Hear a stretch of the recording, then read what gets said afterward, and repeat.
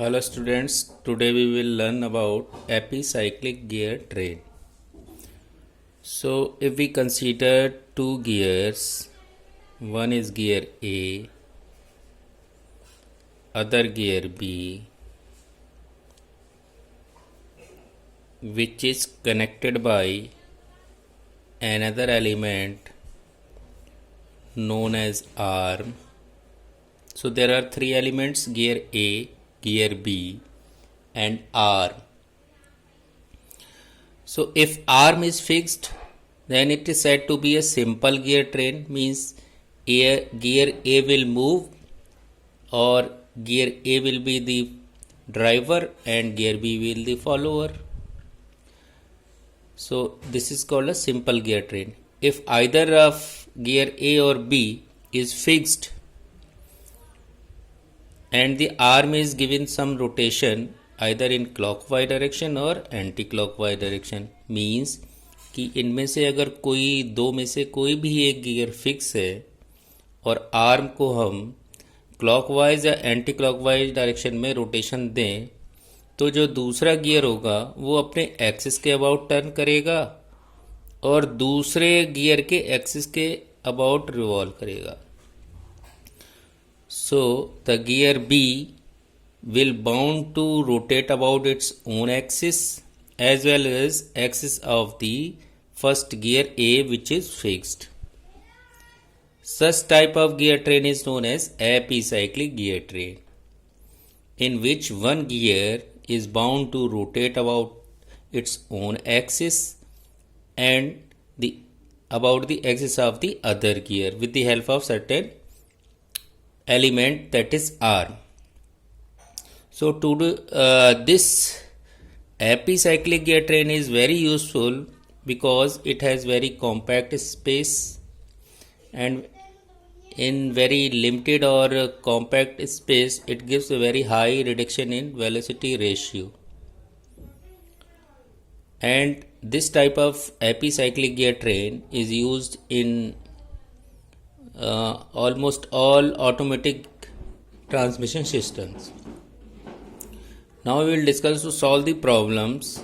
If certain types of problem is given, we can use the tabular method. So in this method we make a table. The table shown. This table is same for all type of numericals. Whatever the number of elements or the number of gears, arms, they can be written in these columns. Suppose if we take this type of gear train, epicyclic gear train, in this there are three elements. One is A, other is V, connected by arm. So there are only three elements. So we have written arm, gear A, gear B. So condition of these all elements will be same for all numericals. So we can write condition of motion, revolutions of elements. We will write always arm in first column, then gear A, gear B, whatever the type of or the name of gear is there, we will write there. The first condition will be same for all type of numerical, that is arm is fixed and gear A is given +1 revolution. Plus means anti-clockwise, minus means clockwise. So as I have said, arm is fixed, so revolution of element of arm is 0 because arm is fixed. Gear A is given +1 revolution. We have already written that condition for gear A is given +1 revolution. Plus means anti-clockwise. What would be the revolution of gear B? We can write the condition of velocity ratio, means revolution of B divided by revolution of A will be equal to the number of teeth on A to the number of teeth on B. So the revolution of B will be equal to revolution of A multiplied by number of teeth on A, number of teeth on B. But NA is given 1 revolution, so revolution of B will be equal to TA upon TV.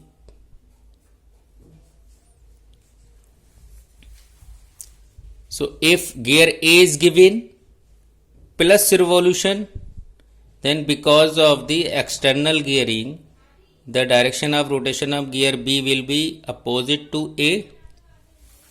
So the sign of gear B will be minus, not positive, and their revolution will be TA divided by TB. Again we can repeat, arm is fixed, revolution is 0. Gear A is given plus 1 revolution. Plus means anti-clockwise, minus means clockwise. If gear is A moving in anti-clockwise direction, then gear B will be moving in clockwise direction. So the sign will be minus and the number of revolution will be TA upon TB. Now the second condition is gear A is given plus Y revolution, plus X revolution. Gear A is given plus X revolution. That means arm is again fixed. Instead of 1, gear is given plus X revolution. That means instead of 1 we can write X revolution.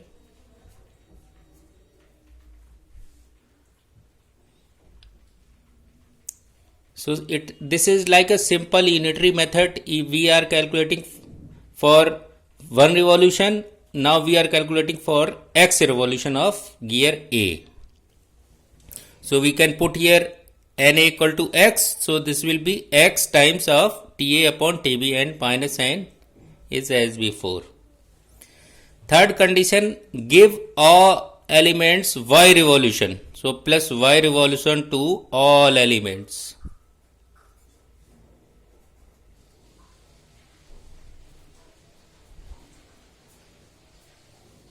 So these are the final conditions, y plus x,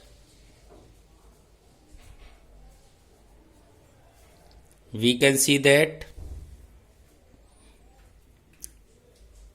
in the last row, this is the revolution of y, means R, final revolution of gear A, y plus x, revolution of gear B, y minus x, TA upon TB. Means if you are given the certain conditions, means if gear A is fixed, that means y plus x equal to 0. If condition is given that gear A is fixed, that means in the last row y plus x equal to 0. If arm is fixed, y equal to 0. If arm is given 100 revolution clockwise, y equal to minus 100. If gear A is given 50 revolution anti-clockwise, y plus x equal to plus 50. Plus means anti-clockwise. If gear B is fixed, that means y minus x times TA upon TB equal to 0. So whatever condition is given to us, we can put these conditions to solve the problem.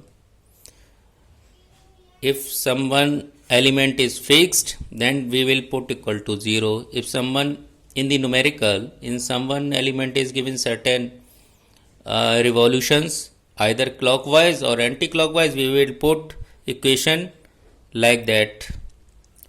Clockwise means minus, anti-clockwise means positive. Next time we will discuss about the certain numerical problem to understand the concept.